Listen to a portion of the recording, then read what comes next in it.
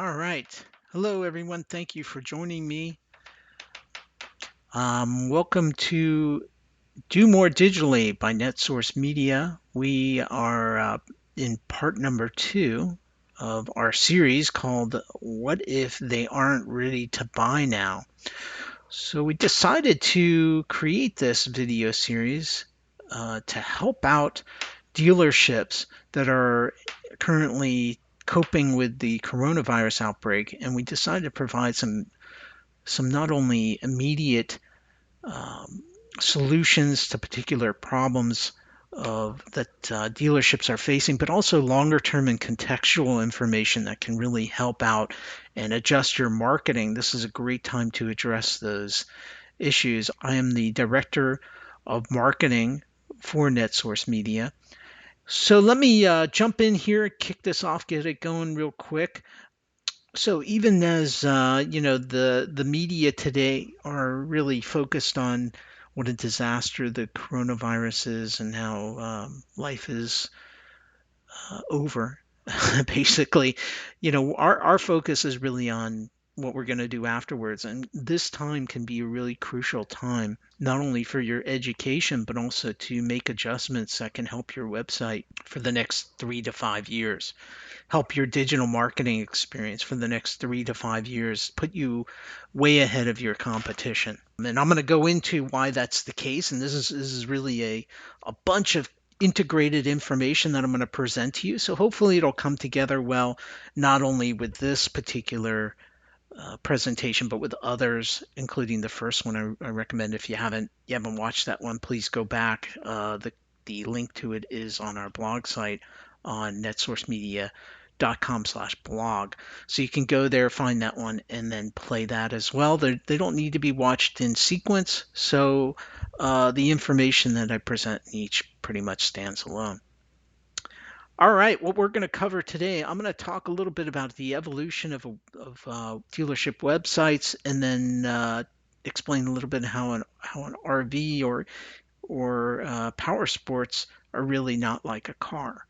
The next thing I'm going to go over is, are they ready to buy now? And more talk about how it's really more than price and inventory. And finally, I'm going to provide some solutions to you, talking about blog and building additional content. Now, I'm going to try to run through this pretty rapidly. I don't want to go really too long. I like to do about 30 minutes, but I'm going to see how we can do. So, who are we and what do we do? NetSource Media is really a full service digital marketing agency. We do everything from web development to paid and organic, as well as email marketing, content marketing, local listings, list building, all the kind of typical digital marketing services that you'd expect. So, if you want to know more, you can always visit our website and learn more about us. You can always talk to us as well. So, let's get into the evolution of the digital experience. So unfortunately, I'm going to need to go through a little bit of history here and go through things. Hopefully, I can make this relatively painless. Although there's been a lot of stabilizing in change in the digital marketing landscape. There was a huge amount of change for quite a number of years. Things have somewhat stabilized. Now there's a lot of mediums. There's social and blog, email, content development, and more. And each of these areas has their own sub items or specialties. Like social has Facebook, Instagram, Twitter, etc. The environment is really changing. That particular environment's changing more than others. But there's been somewhat stability in other areas, like in email marketing, that's been pretty stable for a while. There's really list building and marketing automation and list management, etc. But for the most part, the digital environment is somewhat stabilized in terms of change and breakthrough technology. There's still organic versus paid, and that both of those are a world of difference. But the question really is, how do you integrate all these diverse kinds of channels and content and messaging, etc. Now, it's this is a really key component, because if you're not integrating the experience. If someone goes to social, for example, and then sees your look and feel doesn't match up, or you have an odd picture, and then they go to your website and it doesn't look the same, they don't even know if you're the same company. There's sort of the whole thing here is that there's been an entire growth in expectation of professionalism for all digital marketing. People expect almost every company to operate like an Amazon, and it's really rough. That's a pretty high marker to put out there. Amazon has some very, very complex technologies. Trying to match up to that's very difficult. But everyone has these expectations based upon these premier websites. Now, one of the biggest changes has been the thoughts and innovations brought on by David Meerman Scott. He, more than others, really has innovated in this space of inbound marketing. The concept of inbound marketing was that by building content on your website that would be indexed by Google means that if someone goes to a search engine and types in any kind of question, you will rank higher. The more content you build, the more you'll have a larger digital presence. You'll be found more often. That's sort of the was the big innovation that David Meerman Scott came out with, was that utilize digital channels in order to magnify your presence. Utilize content to magnify your digital presence, all kinds of content. And you can even see on the book there, The New Rules of Marketing and PR. It says how to use social media, online video, mobile applications, blogs, news releases, and viral marketing to reach buyers directly. So that what that is that's pulling people to your content.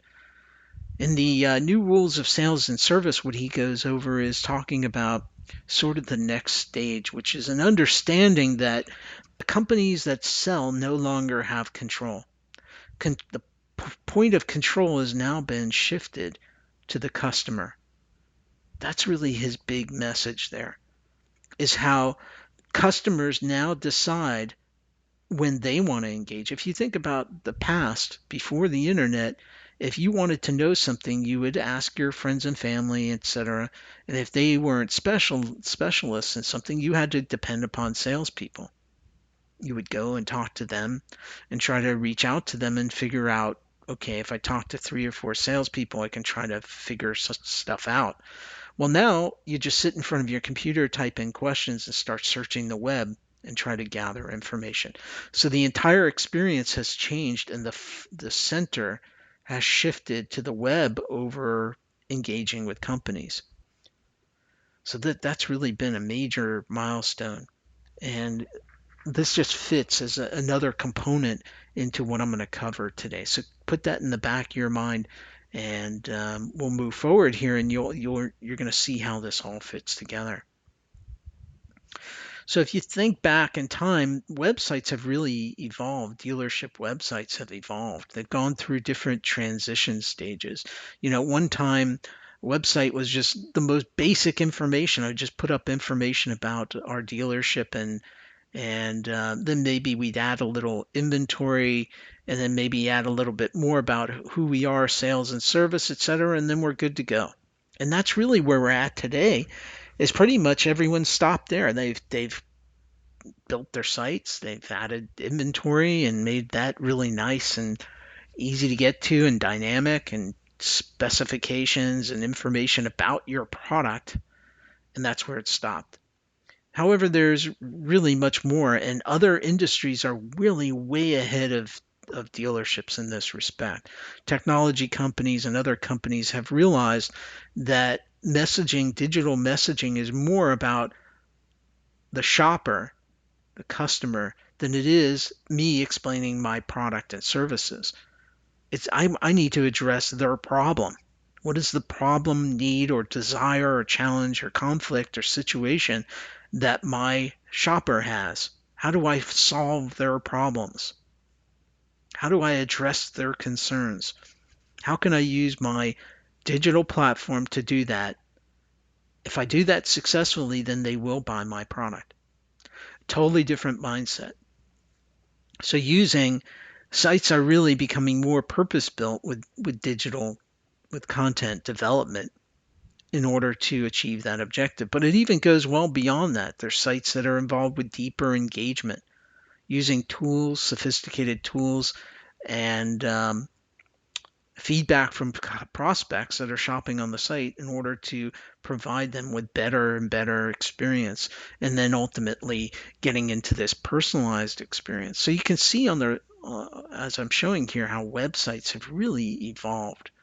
They've come a long way. Like, this is the early websites, right? You would just put your content up there and have a bunch of links, and then got into more visual websites.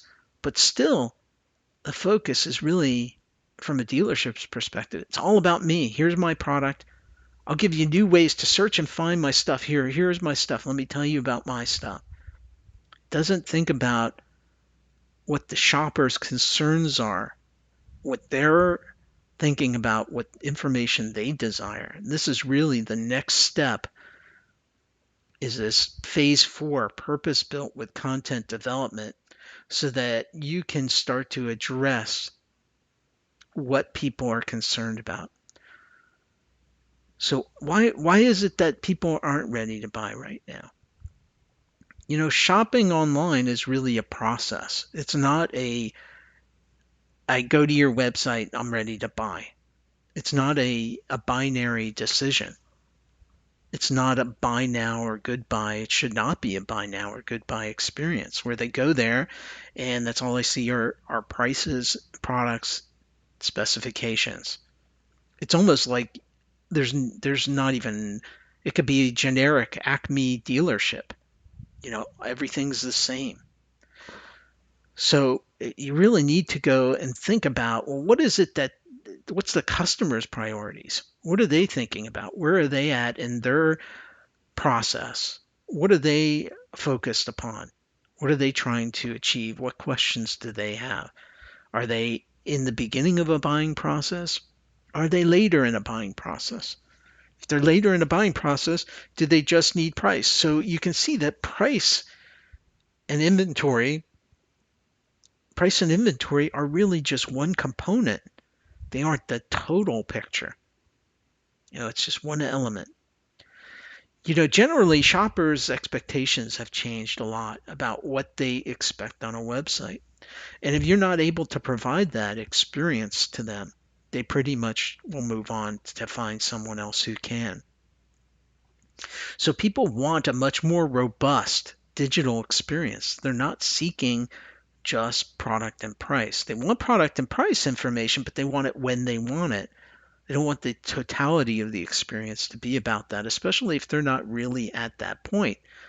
The other thing is our current lifestyle, not even including the current social distancing, but even beyond that, just our lifestyle, the hours that we work and the things that we want to do. Do we really want to spend our time going to a dealership even when we don't even know if this is what we want? We want to do more, we do more research before we spend money, just as a whole.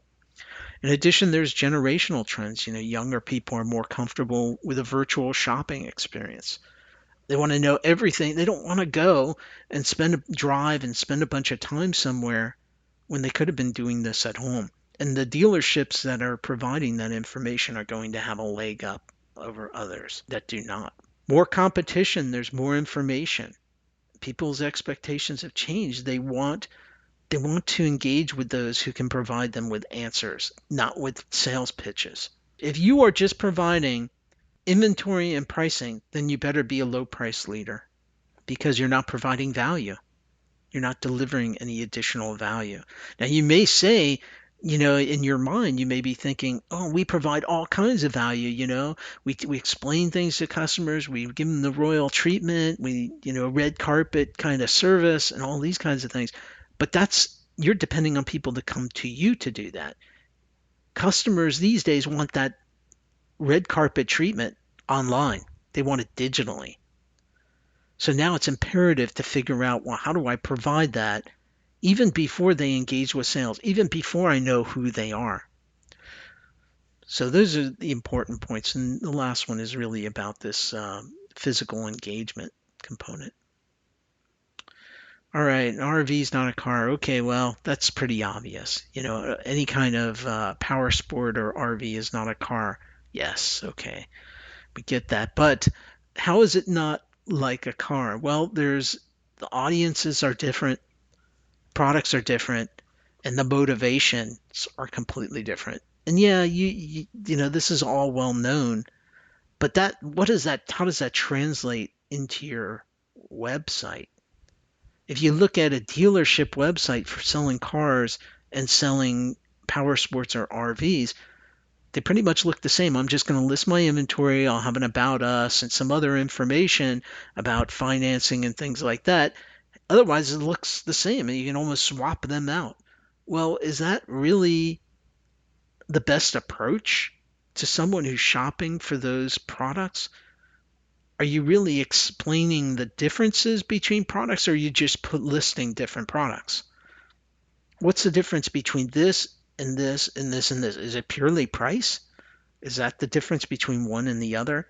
Or is it about features? Or is it about capabilities? Is it about how long it's going to last? Is it about functionality? These are the things that are missing that dealerships really can provide. That's not going to come from a manufacturer. So you can add a lot of value. Why do I need an RV? Why do I need a boat? Why do I need a trailer? Why do I need this particular model? What can I do with this? What's the utility of this product that I'm buying? How does it work? What do I do with it? How do I maintain it? How do I use it? What do I need to know? You think about driving an RV or a trailer, driving, actually the first time driving it, or we have people that, you take driving lessons. You don't think about this.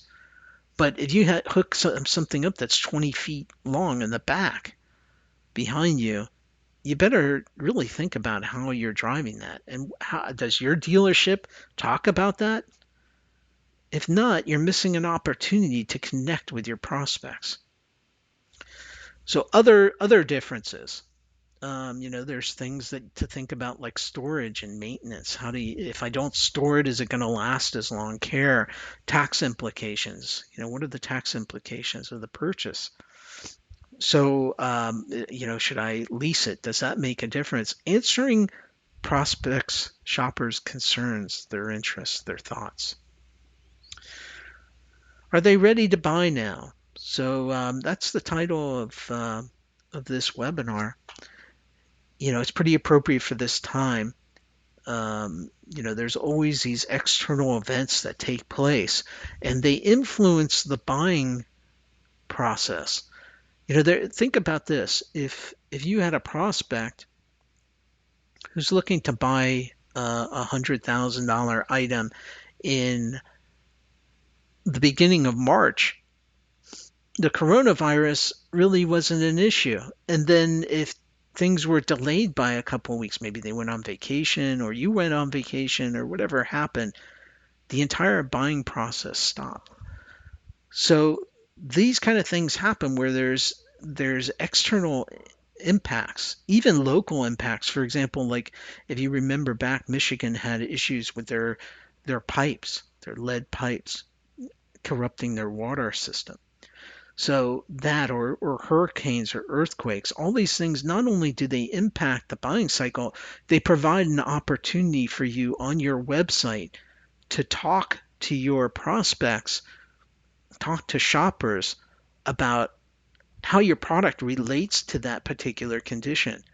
So if you're selling, it could be anything. It could have to do with storage. It could have to, if you're selling boats, you could be talking about how to dock and maintain your boat during a hurricane, or what ways to where to put a trailer during a hurricane. Is that thing going to be turned into a weapon? Um, Earthquakes, a similar thing, like about RVs or other products. So this is where you have opportunity. The question is your website designed to address that? Most dealers dictate to companies like us when they want their website done, we want it done like this. So what this webinar is about is to try to open you up to understand that there is a better way for your website to be constructed so that you can reach more prospects, so that you can reach shoppers at various stages of their buying process. Doesn't mean that you strip out your inventory. What it means is that you provide more room for engagement. So going back here, cost also impacts the buying cycle. So what does that, delay things? Well, if an item costs $250,000, it's more likely it's going to take longer for that purchase to take place than a $7,000 purchase. And those are the things that if it does delay it, what can be discussed with a prospect through that buying cycle? Like, what things do they need to know? Like, why should I spend 250,000 versus 150,000?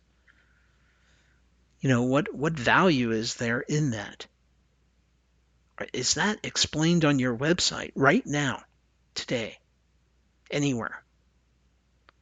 I can pretty much say no. I've looked at hundreds of websites for dealerships, and next to no one that I've seen has talked about this issue. As a shopper, you can always look at your website from a shopper's perspective, and just purely digitally, not, yeah, they need to come in and talk to us. People are refusing to go in and talk to dealerships. How can you make this information available so that someone goes, oh my gosh, I need to do business with these guys. They really know their stuff. No one else is doing this.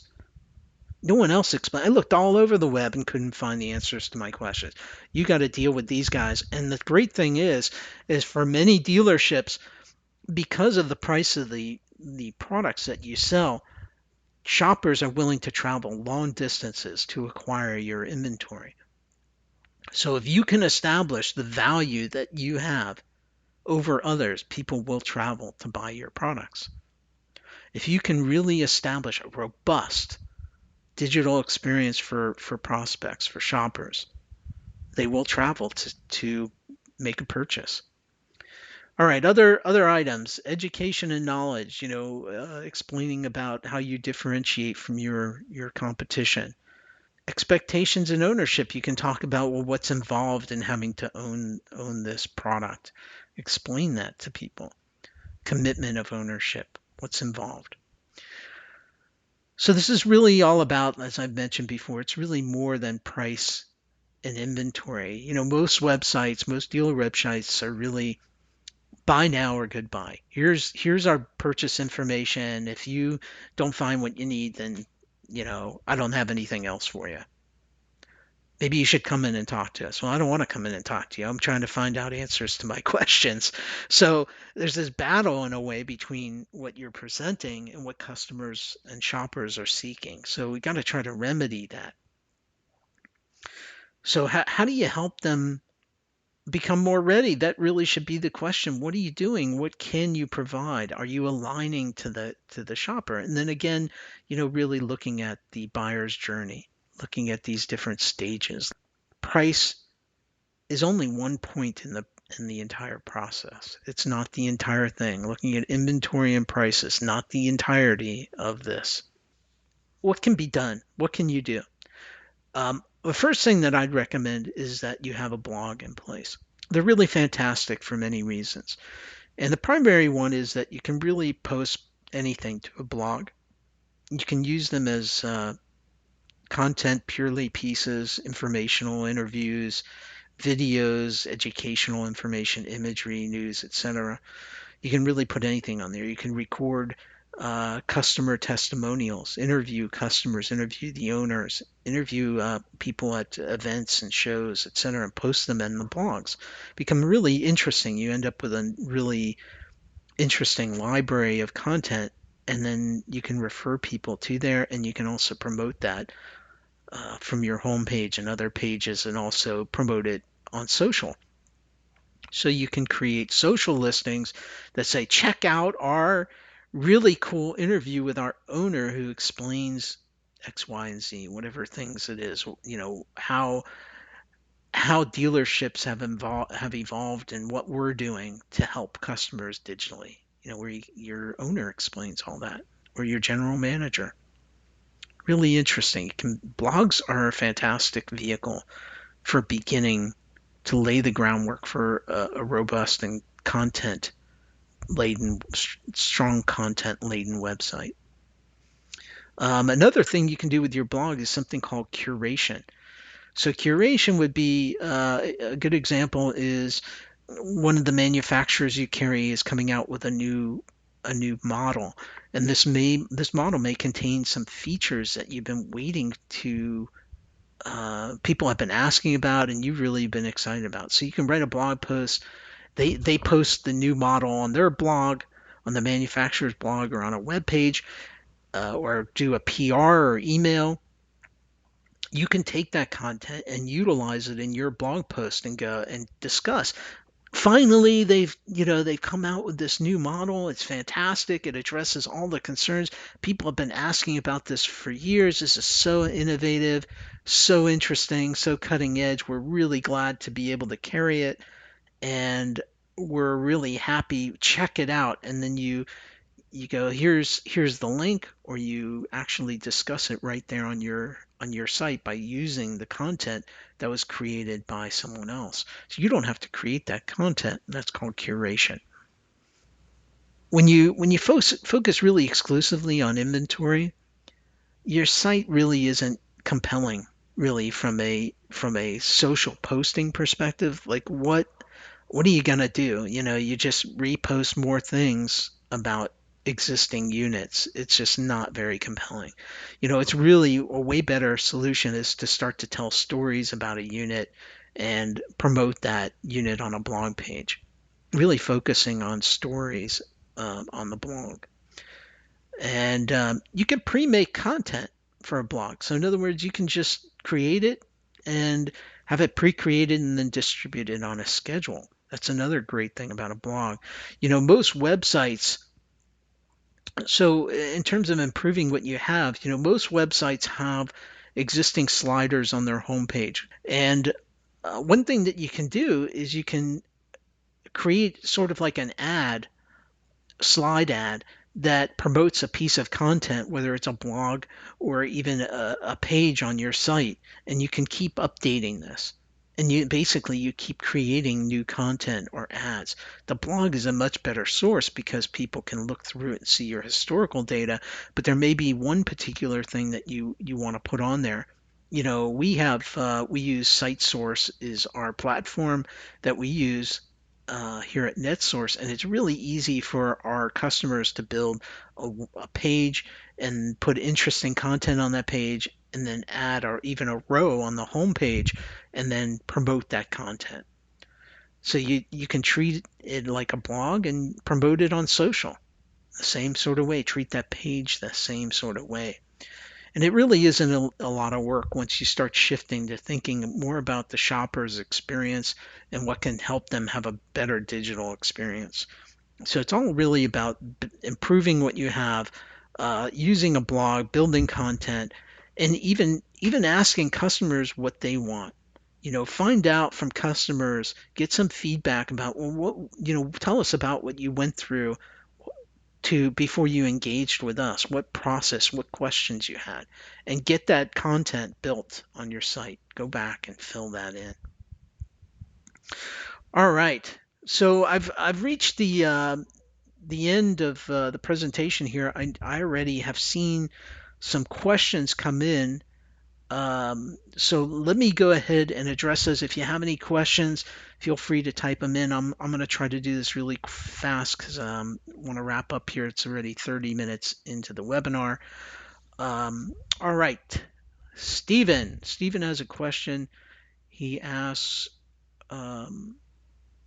is the time to close, if your time to close is long, um, oh, I see. Okay. So what he's asking is, if your time to close is long, you have a long close cycle. Is that really good? Are you and am I saying that you shouldn't engage with people? And no, that's not it at all. Um, it really depends on many factors. For example, if someone engages with you in sales really early in their buying cycle, it can be really good because it can provide you the opportunity to form a relationship with them. However, it's also really costly from a business perspective because sales should sales be educating? Can you do educate digitally? Which not only it may work way better for prospects, but it also forms a means for you improve your search engine results and make your website much more robust. So it may mean that if someone does engage with sales and spends ties down the salesperson with educating them, what's the cost if they don't convert to a customer versus someone who utilizes your digital content and not convert to a customer? So they, not only in terms of time and money, but also the emotional aspect of it. It's they've been a prospect for 3 weeks and they're coming along and et cetera, et cetera. And then they decide to shift. After you spend all this time educating, they decide to go. Maybe you spent uh, 3 weekends worth of time on this prospect and then they decide to go and buy from someone else, whatever reason, you know. It's way better if they utilize your digital content to be educated and made a decision based upon that to engage with you in terms of cost. So, it really depends, but I would really recommend that you check out David Meerman Scott's two books.